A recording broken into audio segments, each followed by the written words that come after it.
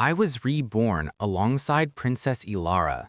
In my previous life, I was the commoner boy she personally chose from the royal orphanage, who later became the captain of her royal guard and her husband, loving each other until our dying days. In this life, when her royal parents beckoned me forward as they had in the past, the young Elara stopped them. "Father, mother, I don't want him anymore. I want this boy to be my sworn shield." She pulled up the boy beside me, Lysander, a squire from a minor noble house who had died in a pointless border skirmish in our previous life. Her gaze toward me was glacial. "You stole Lysander's glory and led him to his doom. In this life, it's your turn to taste the obscurity he suffered." In that instant, I understood. So this time, she wanted to play the holy redeemer of the forgotten hero.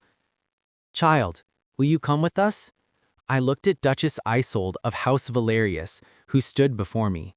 Then I looked at the silhouette of the person who had once accompanied me for decades, leaving resolutely with that boy. I nodded. "That's fine.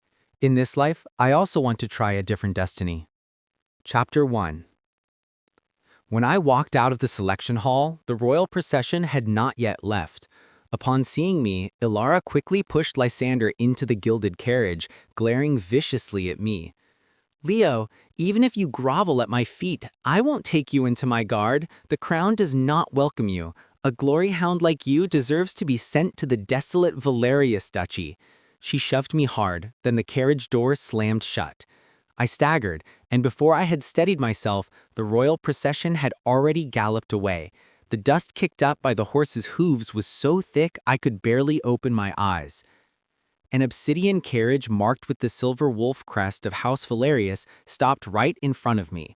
The window slid open, revealing Duchess Isolde's cold, aristocratic face. She asked me, "Do you wish to go to the royal court?" I shook my head. "House Valerius is fine." Duchess Isolde was slightly stunned. She cast me a sidelong glance and asked me, "What is your name?" I answered softly, "Leo." "From now on, you'll be Leo Valerius." Her words were brief, but I understood her meaning. I quickly climbed into the carriage, obediently saying, "Yes, my lady Duchess." Duchess Isolde raised an eyebrow but said nothing more, leaning back against the velvet seat and closing her eyes to rest. I wisely stayed silent as well. The carriage journeyed to the formidable Valerius citadel. I followed the Duchess inside. She set her riding gloves down, then casually lifted her gaze as if addressing someone unseen. "Serafina, this is your new sworn brother, Leo." I froze for a moment. Instinctively, I looked up. There, on the grand staircase's landing, stood a girl with a face even more ethereally beautiful than Elara's, so beautiful it felt unreal. Who knows how long she had been watching from there? I was a little stunned. So this was the Valerius heir, Serafina. In my previous life, not long after I was knighted, Serafina had been cloistered away in a northern mage tower by the Valerius family. When I saw her again, it was many years later. By then, she had already inherited the duchy, but her spirit seemed broken. With her haunted eyes and iron-fisted rule, the other nobles mockingly called her the sorceress of the wastes. I curved my eyes into a smile and greeted her, "Lady sister." But Serafina acted as if she hadn't heard me, still leaning silently against the balustrade, her expression cold and distant. "Don't mind her, she does not speak often," the Duchess said, then called for the castle steward to show me to my quarters before leaving. As I was about to step out of the great hall with the steward, for some reason I turned my head back. And I happened to meet the lifeless, deathly still gaze of that girl. My heart skipped a beat. Before my smile could appear, Serafina had already withdrawn her gaze, turning back into the shadows of the upper floor. Chapter 2. I had been living in the Valerius citadel for more than a month. After that first day, I never saw the Duchess again. Instead, it was Serafina I occasionally saw across the long dining table. Each time, I would sweetly call out, "Lady sister," but she never once responded. I didn't mind, though, because I was far too busy. Even if the Duchess didn't show up, my schedule was packed full under her arrangements. Etiquette lessons, history and strategy, swordsmanship, archery, and now it was the long summer. Every day I trained from dawn until dusk with barely a moment to rest my weary limbs. Even the head steward, Marcus, looked at me with pity when he saw me covered in bruises from sparring. "Young lord, do you want me to petition the Duchess so you can take a day of rest?" Lacing up my training boots, I shook my head. No need. When the Duchess first took me in, she had said, "The children of House Valerius are destined for greatness, even if you are only an adopted son." Marcus sighed, handing me my practice sword. I stood up, took the sword, and replied, "Marcus, I'm not tired. I want to learn." Perhaps in others' eyes, the Valerius duchy was a harsh place, but to me it was not. House Valerius was an ancient and powerful line. Its heritage and resources far surpassed those of the merely royal family. Here, I could grow stronger. Even though the duchy had complicated political ties, even though the Valerius clan didn't fully acknowledge me, even though the Duchess was demanding and cold, and even though Serafina was indifferent and distant, I was still lost in thought when a small, snow-white falcon suddenly swooped down to my gauntlet. Right after, an angry, frustrated boy's voice called out, "Ayala, you've mistaken the person. Come back quickly. Sister, hurry and help me get Ayala back." Foolish little brother. I stood up, stroking the falcon's feathers. And just then, my gaze met that of a smiling girl walking toward me, her face full of indulgent affection. It was Elara. Chapter 3. When Elara saw me, the smile on her face froze, her brows lowered, and her gaze instantly filled with disgust. "You actually followed us here, like a ghost that won't leave?" she sneered, her malice undisguised. "Do you really think that by waiting here I'll soften my heart? Dream on, Leo." Lysander's delighted voice cut in. He stepped forward to me happily. "How wonderful! I didn't expect to see you here after leaving the capital. Is that your horse waiting for you?" He took the falcon from me, then curiously glanced at the war horse tethered not far behind me, which bore the Valerius crest on its saddle. At that sight, his face turned pale in an instant. "Leo, you were actually taken in by House Valerius?" As I was about to answer, my eyes accidentally fell on the silver chain around his wrist, and I froze for a moment. Lysander noticed my gaze. Unnaturally, he pulled down his sleeve to cover the bracelet. I pretended not to notice, nodded, and replied, "Yes, by the Valerius family." "So you're a Valerius now? Leo Valerius?" I glanced at Elara, whose face was full of embarrassment from misunderstanding the situation. "Yes." "Are the people of House Valerius really that terrible? I heard their heir, Serafina, is touched by madness and even mute. Is that true?" He pointed mysteriously toward the distant citadel, throwing out one question after another. I frowned. Just as I was about to refute him, Lysander didn't give me the chance. "Leo, are you learning the Valerian sword forms?" He tilted his head, looking at the hardened leather armor I was wearing. "Yes, but I still have training to attend to." I was thinking about finding an excuse to leave when Elara impatiently interrupted. "Lysander, what's the point of talking to someone like him? Let's go." Lysander responded with an, "Oh?" scratching the back of his head. "Don't mind her. My sister isn't usually like this. She's very kind. I don't know what's gotten into her today." "Lysander, wait! For me!" He ran after her. I stood still for a moment, then turned away too. Behind me, the wind carried fragments of their conversation into my ears. "Sister, the Valerius duchy is too strict. Leo is the same age as me, but he has to train every day. I saw him covered in bruises from his drills. How pitiful." "Huh, what's the use of all that training? Some people just aren't destined for a noble life. Our Lysander, in this life, only needs to live happily like a prince. The future royal consort doesn't need to suffer like that." Suffering? Is that so? So the royal family thought of effort as suffering. I pulled at the corner of my lips. In my previous life, the royal parents did dote on me endlessly, but they never approved of me learning any true combat skills. When I wanted to learn advanced swordplay, they opposed. How could that be? What if you get scarred? Which noble lady would still want you then? When I was challenged by rival knights and wanted to learn battle magic, they rejected again. Why would a royal guard captain need to learn that himself? The crown has mages. No one can harm you. Later, when I wanted to study military strategy and logistics, they also said, why study so much? Your elder sister, the future Queen Elara, is enough. On the surface, it looked like unlimited indulgence. In truth, they had raised me into a gilded puppet who could only rely on the crown. But Duchess Isolde would tell me, a son of House Valerius must learn everything, must fight for everything. Chapter 4. Summer passed in the blink of an eye. Soon, the new term at the Royal Academy began. The Duchess had already enrolled me in the same elite institution as Serafina, the very same academy that Elara and I had attended in my previous life. On the first day, I waited early by the carriage. When Serafina opened the door, I greeted her with a bright smile. "Good morning, lady sister. The Duchess said from now on we'll be traveling to the academy together." Serafina's movement paused for a second. Then, without a word, she sat in the farthest seat away from me. The next day, I tried the same thing. The third day, the fourth day.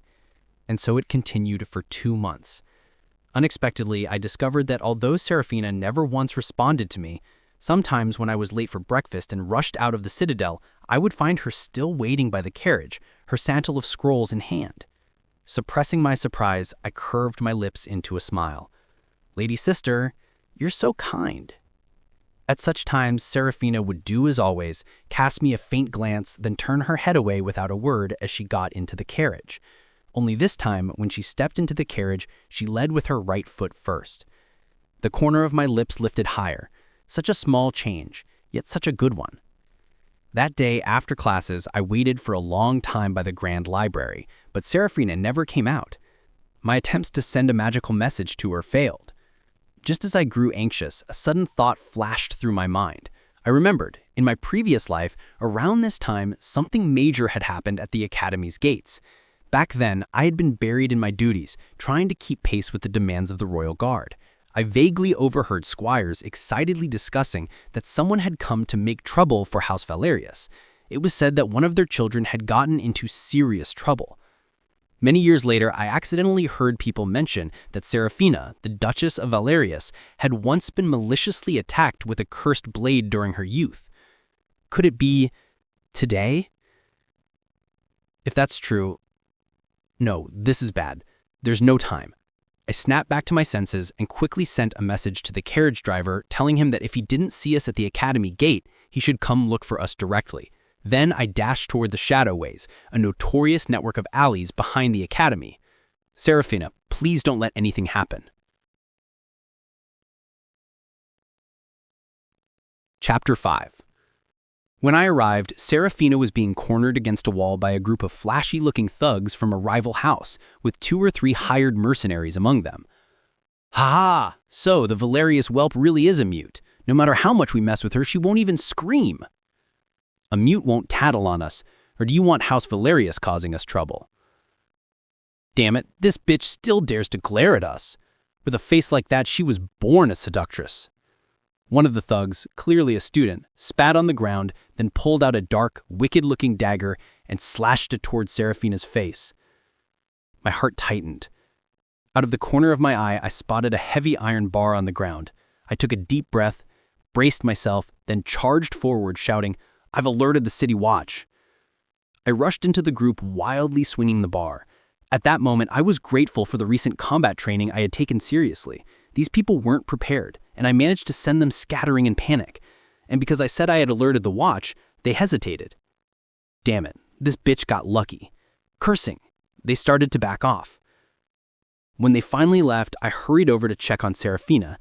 There was still a cut on her face, though thankfully it wasn't from the cursed blade, but her arms and legs were covered in bruises. "Lady sister, hold on a little longer. I'll take you home." I helped Serafina up, ready to leave. But suddenly, with brutal force, I was kicked to the ground. "Damn it, Kale, I told you this brat was lying. He never called the watch." "You little bastard, still a whelp and already learning to lie? A mute and a liar, what a perfect pair, ha ha." The one called Kale spewed curses nonstop, kicking me hard in the back, again and again. The pain made me bound my head, but in doing so, I met Seraphina's terrified gaze. Trembling, I forced a smile and whispered to comfort her. "Lady Sister, don't be afraid." Seraphina's eyes froze in shock. I shielded her, refusing to back away even half a step. Behind me, the fist struck down harder, full of fury. Just as the next blow was about to land, Seraphina, who had been silent and passive all along, suddenly moved. She lunged at the nearest attacker, biting his hand with a crazed desperation. Her sudden frenzy stunned Kale and the others for a few seconds, but being outnumbered, she was still forced down. Several fists pounded violently on her head and body, while someone pulled out an iron cudgel. So, was it still impossible to change the ending? Just as despair flooded my heart, voices and footsteps came from outside the alley. Was it the driver? I forced my eyes open, desperately hoping, and in my vision, a pair of pristine white riding boots appeared.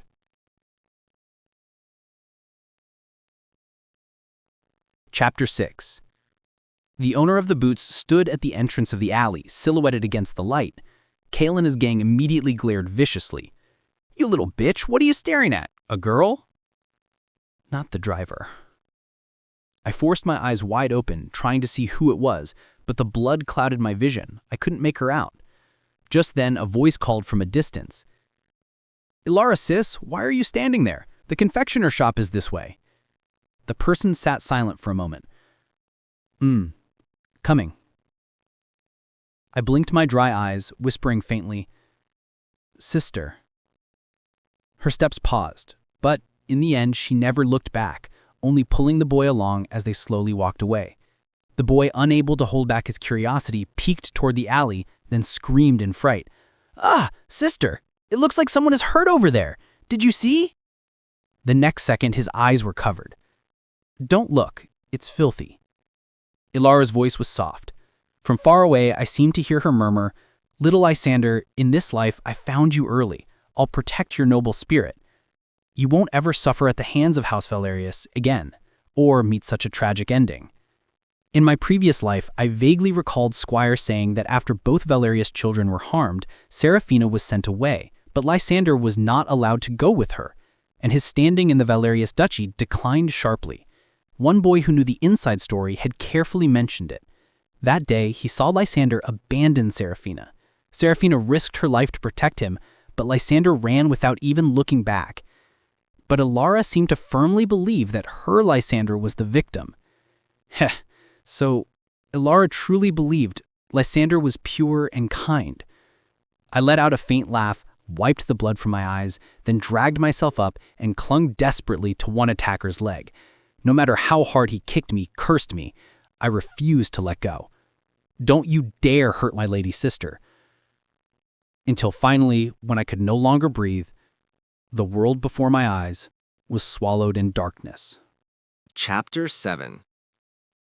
When I woke up, there was a dark head resting by my bedside. The pungent smell of healing salves made me realize I was in the Citadel's infirmary, so the driver must have arrived in time with the house guard. I tried to sit up. Maybe the movement was too loud because it stirred Seraphina awake. She opened her beautiful violet eyes and stared at me without blinking. After a long while, she lifted her hand and gently touched the bandage on my forehead. "Brother, does it hurt?"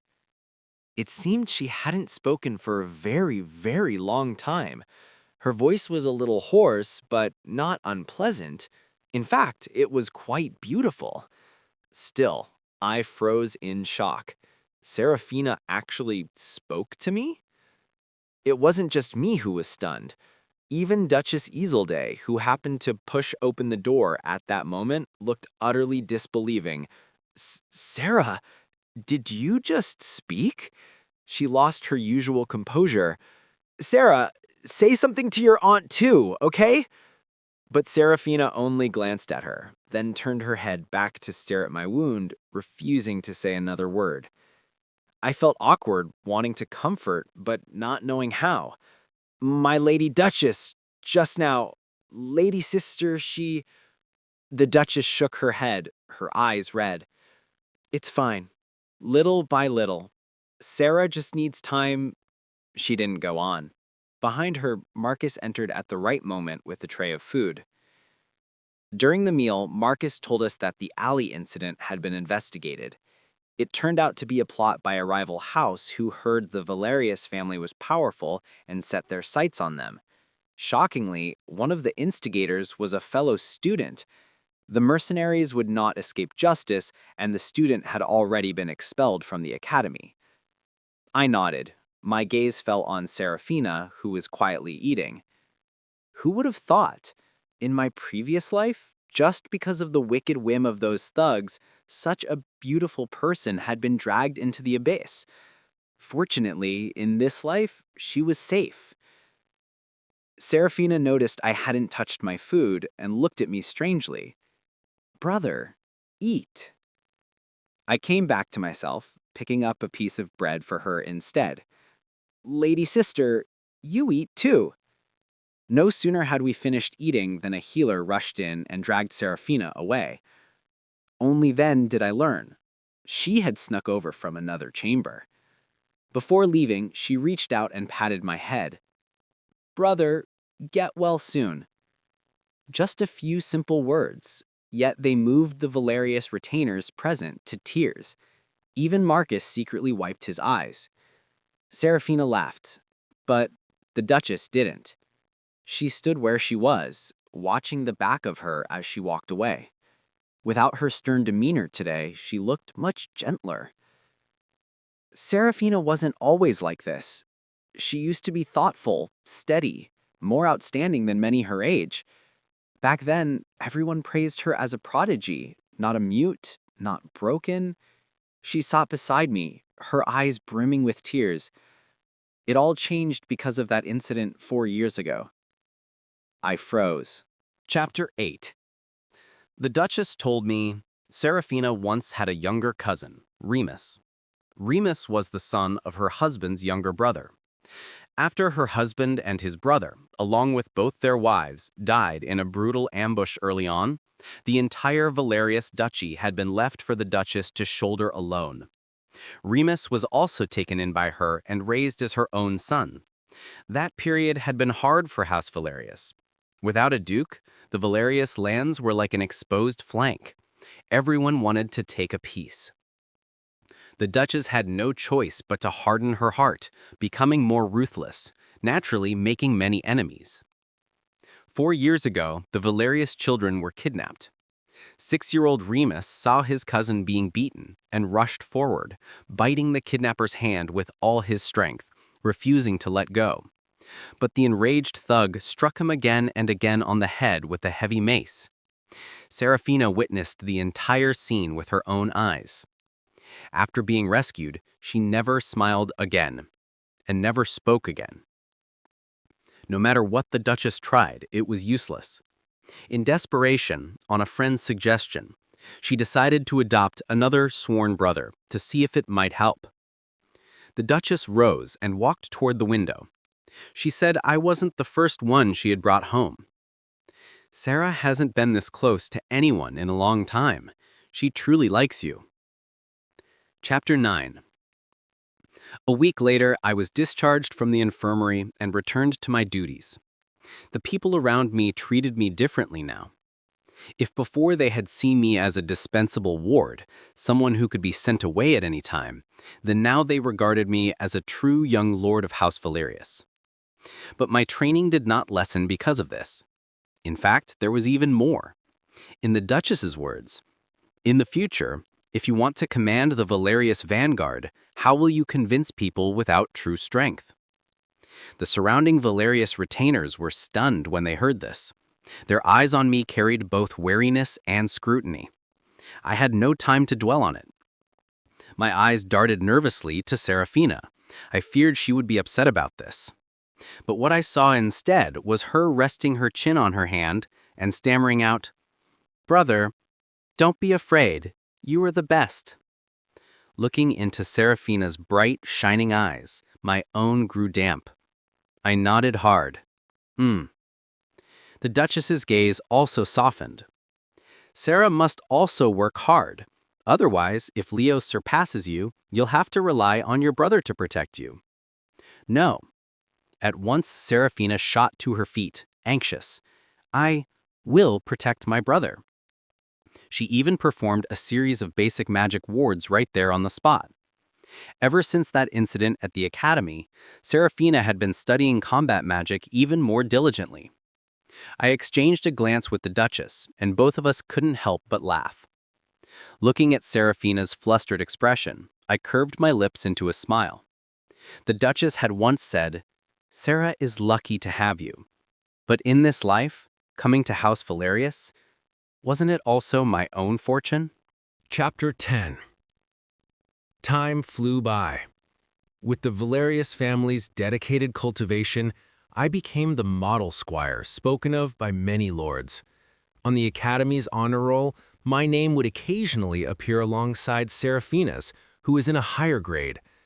In contrast, Lysander, who had been a moderately skilled squire in my previous life, was too busy carousing to ever make the list once.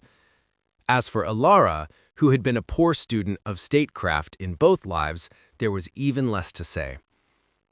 Since the relationship between the royal court and House Valerius was already distant, it seemed as though, in this life, Elara and I were destined never to cross paths again.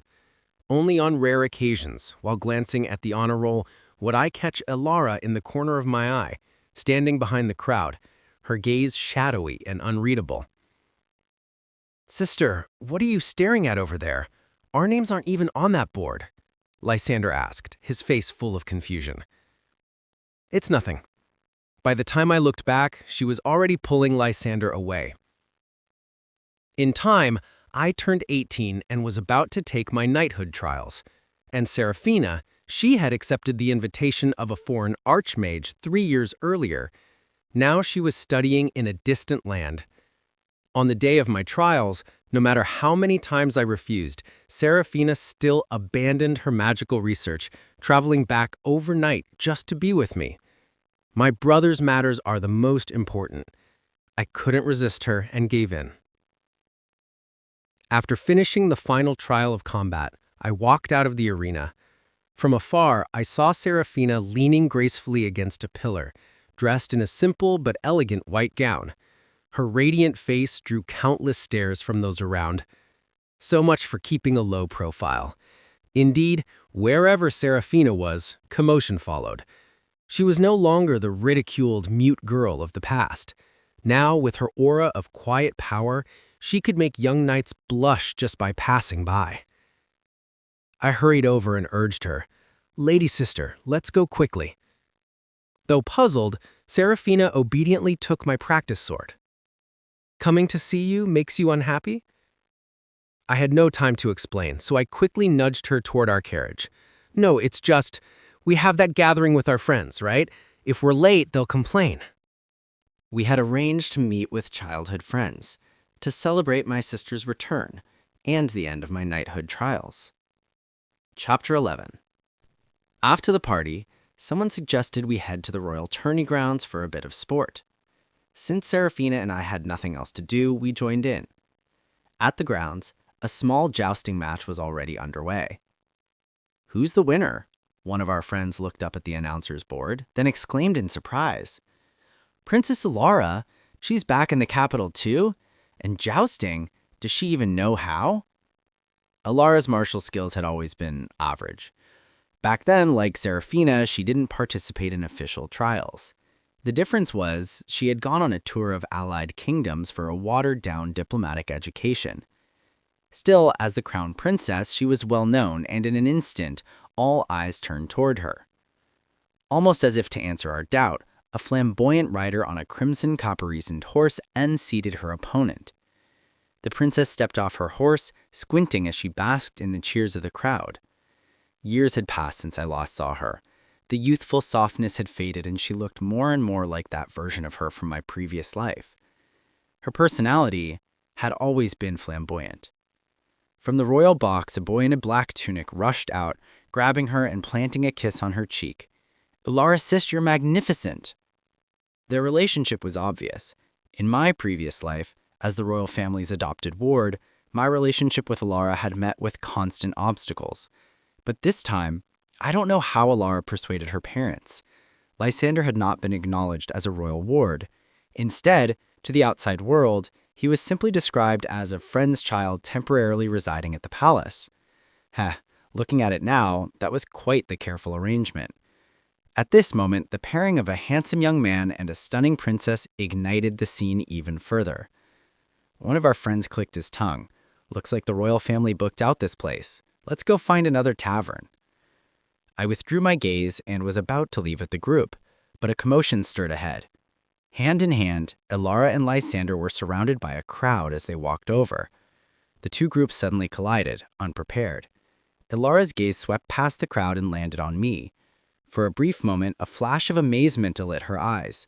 She froze, then, as if on instinct, to avoid suspicion, quickly released Lysander's hand. "Sister," Lysander protested unhappily, calling out, then turned to glare at me. "Leo, what are you doing here?" His eyes swept me viciously. After not seeing me for some time, his gaze was suddenly full of hostility. Just as I wondered at this change, he added, "Or could it be, you heard Elara was back in the capital and came here on purpose to watch her tourney?" At those words, Elara's expression shifted slightly. Her eyes slid casually over me as though saying, "So it really is like that." I was speechless. Did she really think I was that bored? Serafina frowned as well. She stepped forward, blocking me with her small frame, which seemed to radiate an unshakable force. Elara's eyes darkened at Serafina's protective gesture. At last, she spoke. Her tone was calm. "Leo, Lysander speaks bluntly. Don't take it to heart." "Lysander!" Elara interrupted softly, but her eyes again drifted unconsciously to me, standing beside Serafina. "Even if it's true, you should at least spare him some dignity." And in that moment, she was stunned. After several years apart, she realized I had changed greatly. The bearing I carried from my Valerius upbringing was something Lysander, the spoiled courtier, could never compare to. I said coldly, "Princess, keep your precious companion in check. Don't let him bark at everyone he sees." Chapter 12. Among our group of friends, someone scoffed at the royal siblings' behavior. Leo came here with Lady Serafina to celebrate his knighthood trials, not to watch some child's play tourney like yours. The sarcasm was sharp. "What do you mean by that?" Lysander's eyes widened at once. "Princess Elara just won first place, and you dare call it child's play?" Elara's face darkened. She had always been proud and arrogant. Having just basked in the cheers of victory, it was inevitable she'd bristle at mockery. "Lady Valerius," she said, her gaze fixed directly on Serafina, while ignoring everyone else. "It's rare to run into you here. That last joust wasn't much fun. Interested in a magical duel with me?" Serafina frowned and was about to step forward, but I caught her arm and shook my head. I didn't want her tangled up with Elara. Seeing this, Elara sneered. "Afraid? Then forget it. The Valerius hair is nothing special after all." Pure provocation. The air seemed to freeze. Our friends looked grim, but none dared speak up for Serafina. They all knew. She hadn't publicly dueled in years. My own face stayed calm as I released her hand. Serafina lifted her own instead, and just like when we were children, ruffled my hair. "Do you want to see your sister win?" I nodded with a smile. "Sister, you can do it." Serafina turned toward the dueling arena, not even sparing Elara a glance. Elara had never been ignored like that. Her face grew dark enough to drip ink. Putting on an act, she spat the words through gritted teeth, stalking off toward her own side of the arena. On the dueling platform, the signal was given. Elara's signature crimson fireball shot forward like lightning, trying to overwhelm Serafina's defenses. The roar of the spells was deafening. "Some people should just stick to being quiet little bookworms," Lysander smirked at me. "And if that doesn't work out, get married off early instead of pretending to be what you're not." "It's only just started. What are you so smug about?" I replied coldly. "Falling behind from the very beginning, and you think she can catch up to my sister? Don't make me laugh." The crowd echoed his jeers. Our friends were furious, but powerless to refute. I simply watched the duel quietly, saying nothing. Until, at a critical moment when Elara overextended, Seraphina countered with a single, precise bolt of silver energy, shattering the princess's final ward and ending the duel in an instant. The arena fell silent. Lysander was silent, too. Then, from the crowd, someone whispered in hesitation, "That spell sequence, it looked familiar. Isn't that just like last year's Grand Magus Tournament champion, Aethel?" She spoke softly as if afraid to believe it. My face remained calm without much expression. Seraphina had won the Novice Mage Cup at the age of 11, hailed as a prodigy. Even with the break in between, she had long since regained her skill. And last year, she had anonymously swept all 3 major magical championships. But Seraphina always kept a low profile, never revealing her true appearance. Few had ever seen her true appearance.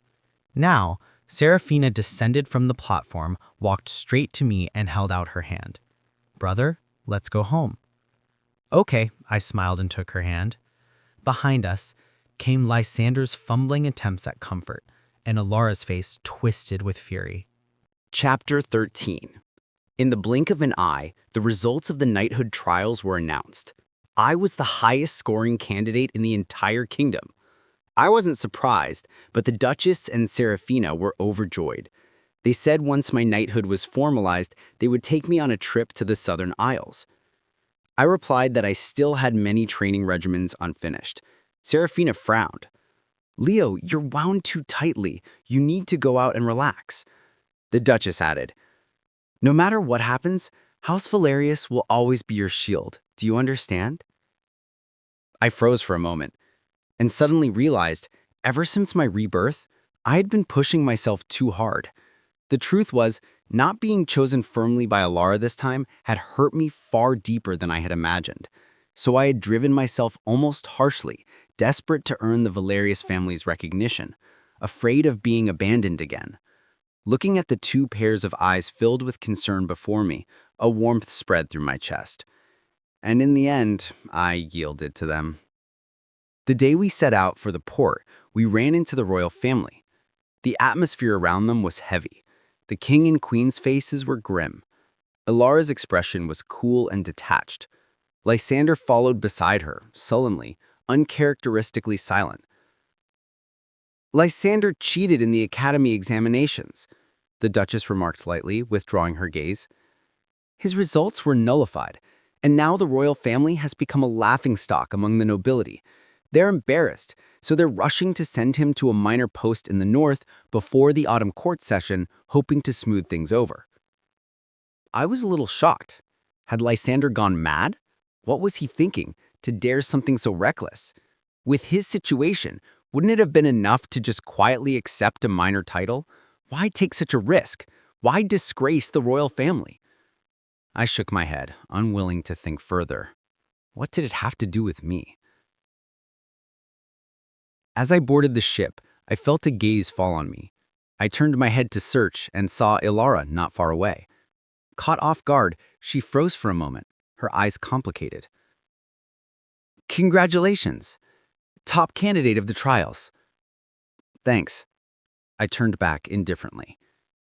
Elara stood stunned again, then lifted her foot, anxious to follow. "Leo!"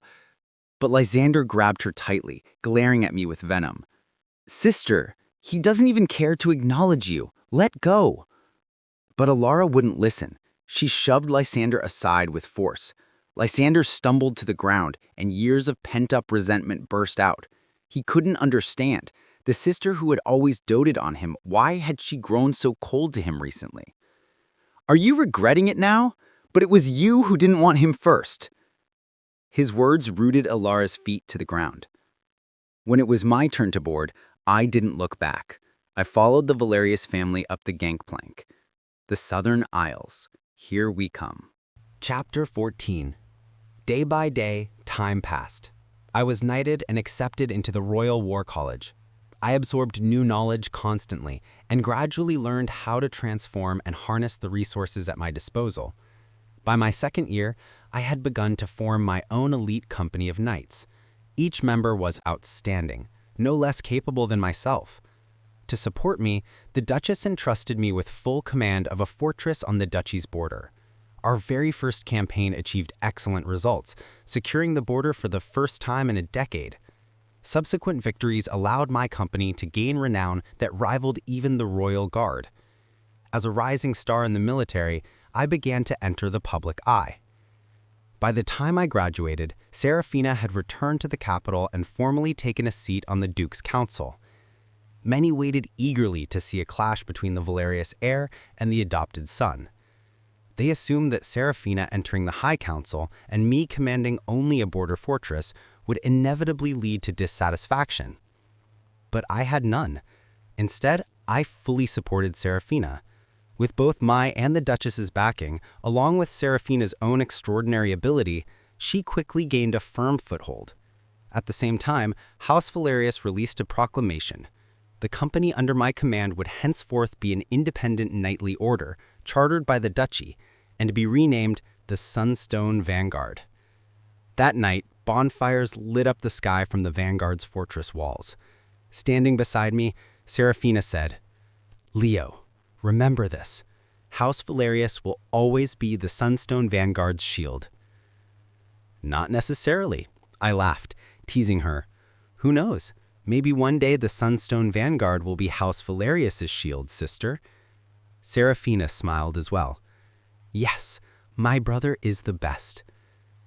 I turned my head, gazing out at the dark, sprawling lands below, and lifted the corner of my lips. This was my deal with the Duchess. The Sunstone Vanguard was mine. And in return, I would always support Serafina. "Just a knightly order? I thought you might want something else, perhaps half the Valerius lands." That day, the Duchess had raised her eyebrow. "Who knows? Maybe even I would agree." "No." I had shaken my head. "What I want is something that belongs to me alone, wholly and completely to Leo." In 2 lifetimes, I had learned one truth.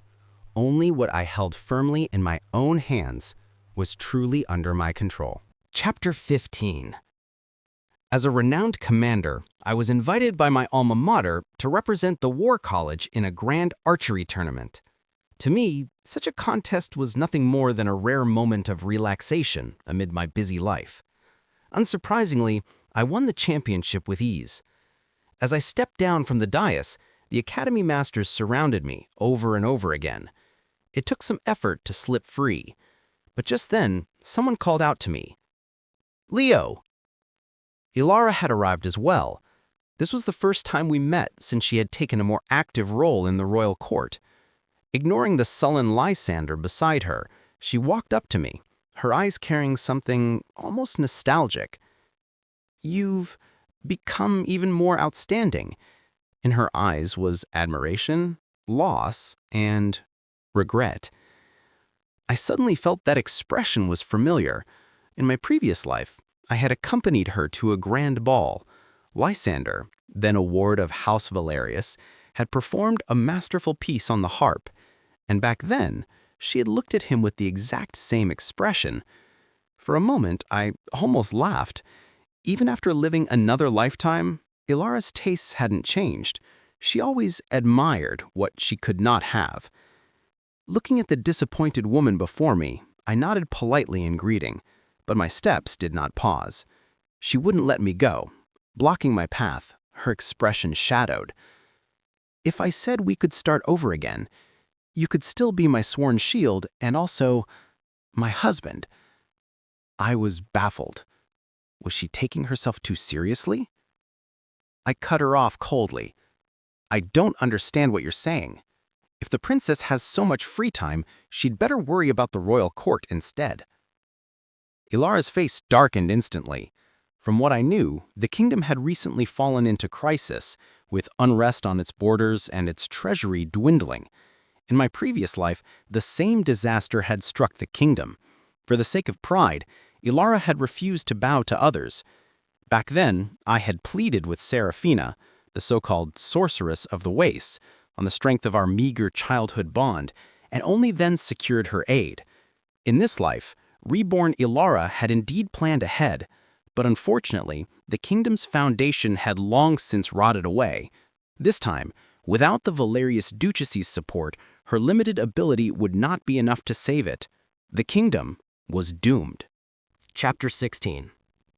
I couldn't be bothered to waste more words with her. I turned to leave directly. Leo, Elarisis and I are already betrothed. Can't you just stay away from us? Stop showing up everywhere. Lysander, who had been ignored the whole time, suddenly snapped, rushing forward to block my way. Elara yanked him back with a scowl, scolding, "What are you going crazy for? You can't help me with anything. Can't you at least stop making trouble?" Her brows furrowed. Lysander staggered from her shove, staring at Elara in disbelief, at the disgust and rejection in her eyes. That final glimmer of hope in him shattered completely. "I'm the troublemaker?" Lysander suddenly burst into manic laughter, pointing at Elara, then at me. "Elara, you regret it, don't you? What, do you think he would ever go back to you? He's Leo Valerius now. Who do you think you are? This time it was you who chose me. So why are you the first to get tired of me?" At last, I understood. Lysander had come back too. No wonder. No wonder he was unraveling like this. "Shut up." Elara cast me a panicked glance and dragged Lysander up. "Sorry, my companion made a fool of himself." "You call me companion? We're about to be married, and you still call me companion?" Lysander shouted, relentlessly. Elara frowned, but swallowed her temper, lowering her voice to explain, but he wouldn't listen. Their quarrel only grew louder. I pretended not to understand any of it, and quickly left the venue.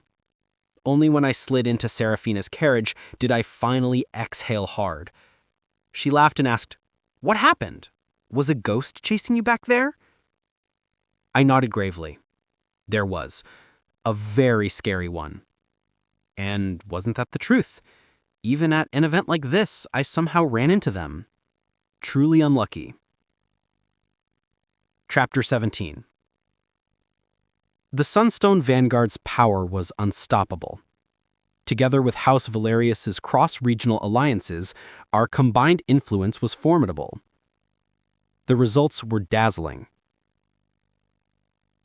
I had become a celebrated hero of the realm, the very definition of success. Now, when people spoke of me, I was no longer that adopted ward of the House Valerius, but Leo of the Sunstone Vanguard. As for the kingdom, it was a shadow of its former self. Word was they had sold off many crown lands, even bartered away titles for coin. Even though I remembered the kindness of being raised in my past life and restrained both House Valerius and the Sunstone Vanguard from crushing the crown like the other nobles were eager to, they could only manage to barely keep their court intact. The next time I saw Elara was at a royal summit. I sat on the Council of Lords. Elara sat below, with Lysander. She glanced at me from afar, then quickly looked away embarrassed. Once a major power, the crown was now reduced to just being one of many petitioners. I withdrew my gaze, uninterested. During the intermission, I went to the washroom. While washing my hands, Lysander appeared behind me like a shadow. "Let's talk."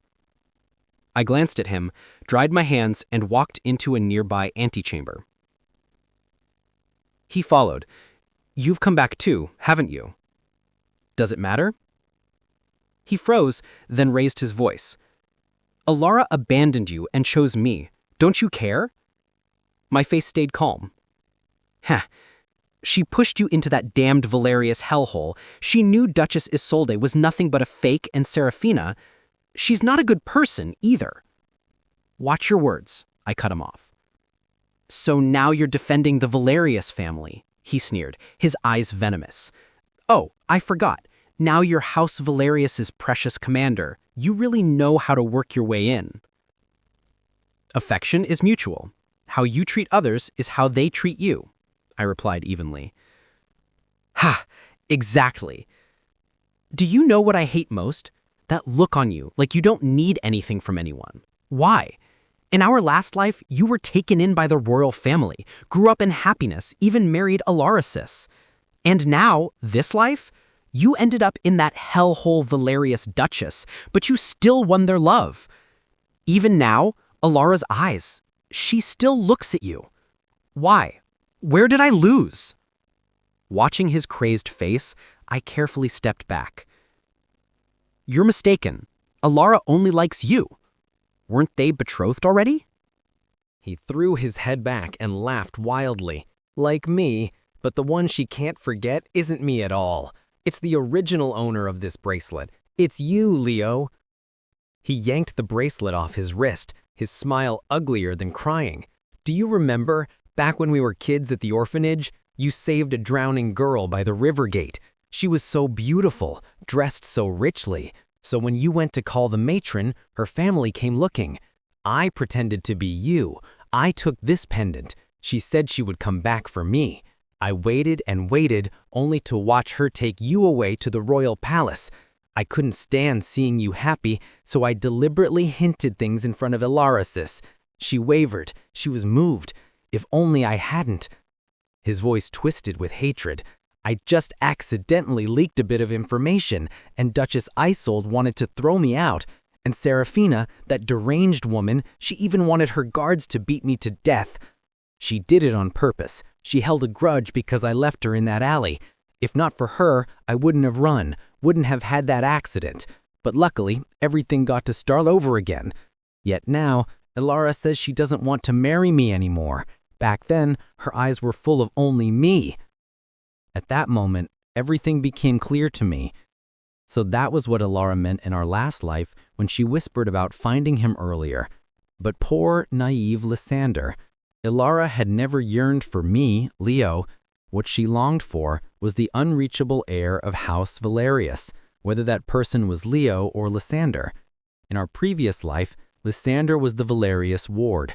Even if he wasn't favored, the halo and training were real, the untouchable flower on the high ridge. In this life, our roles were reversed, and the unreachable light in Elara's eyes had simply shifted onto me.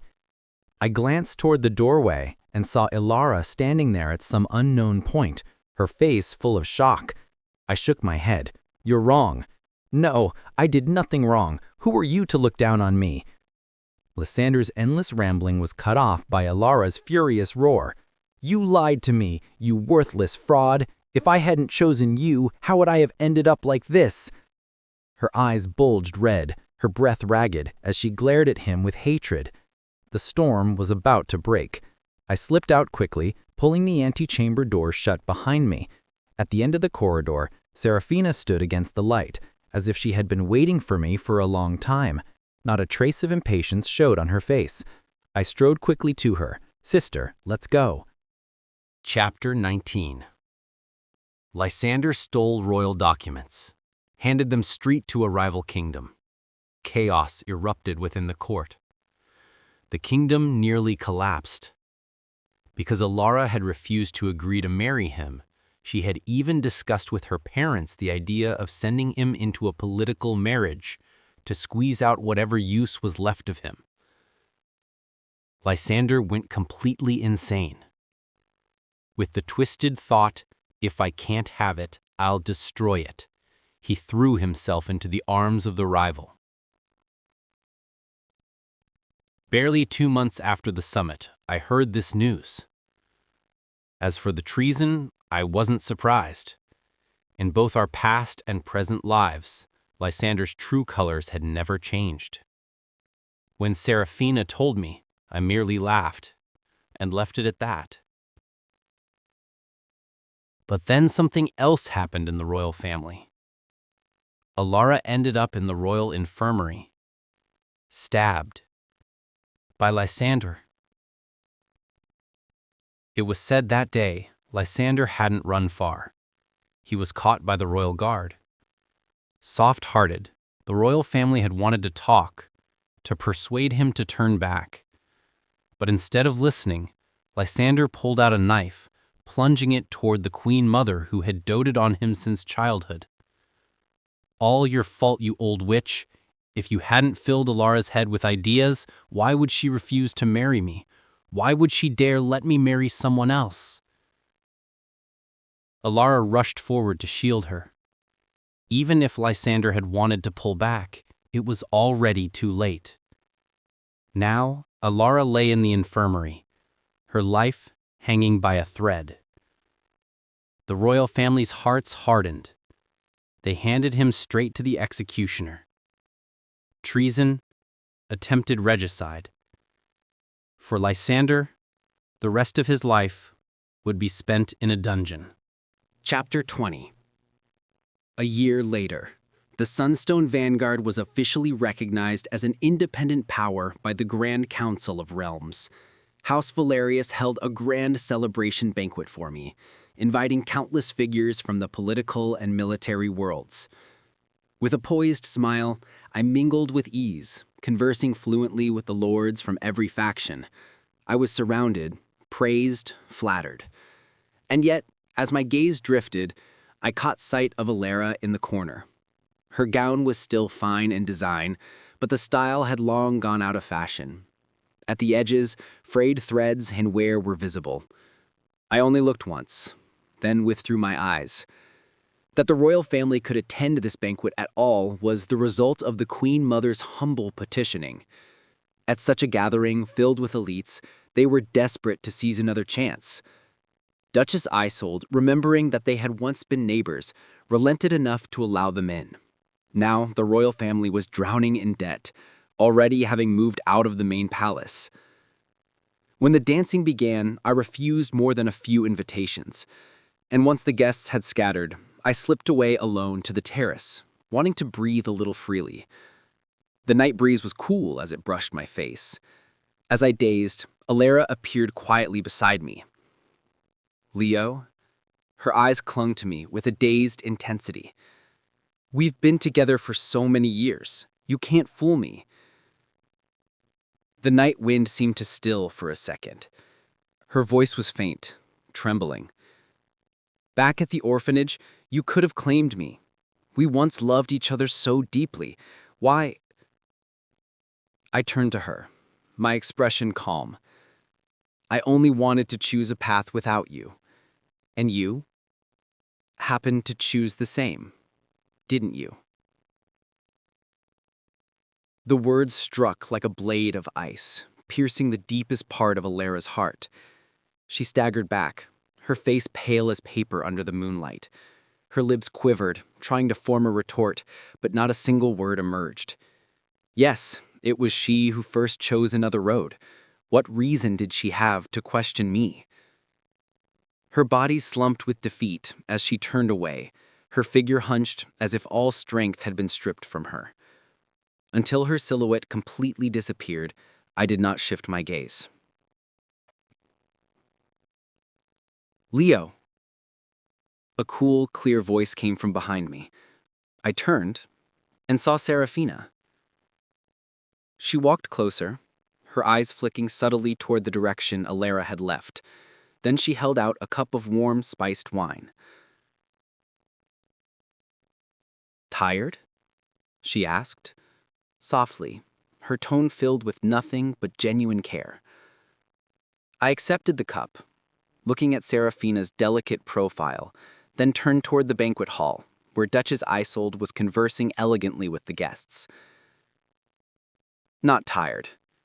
I shook my head, bent slightly, and let my forehead rest gently on Serafina's shoulder. Sister, do you know? This life of mine, it's truly been good. A mother figure, strict yet always respectful. A sister, small in stature yet forever standing before me, shielding me from the storm. This warmth within my reach, so very real. The betrayals and suffering were now past. In this life, may I shine bright,